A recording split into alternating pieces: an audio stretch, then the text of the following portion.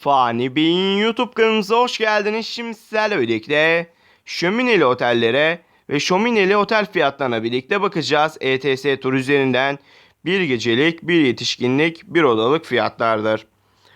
Odasında şömine bulunan otellerimize teker teker bakalım. Burada otelimizin fotoğrafın üstünde müşteriler tarafından 10 üzerinden değerlendirme puanını, bulunduğu konumu, sunduğu imkanları ve fiyatını görmektesiniz. Çeşit çeşit konumlarda şömineli otellerimiz bulunmakta. Beyaz Ev Ava.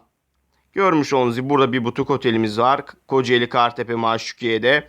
Görmüş olduğunuz gibi çeşit çeşit şömineli otellerimiz bulunmakta. Otel seçerken tabii ki de otelimizin konumuna, müşteriler tarafından değerlendirmesine ve fiyatına dikkat edeceğiz. Ardından istediğimiz otelde istediğimiz kadar konaklama yapabiliriz.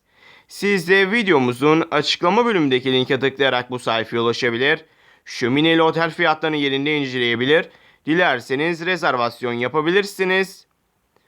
Videomuz bu kadardı. Umarım videomuzu beğenmişsinizdir. Videoyu beğendiyseniz aşağıdan beğen butonunu tıklamayı unutmayın. Kanalımıza hala abone değilseniz lütfen abone olun. Bir sonraki videomuzda görüşmek üzere. Hoşça kalın, kendinize iyi bakın.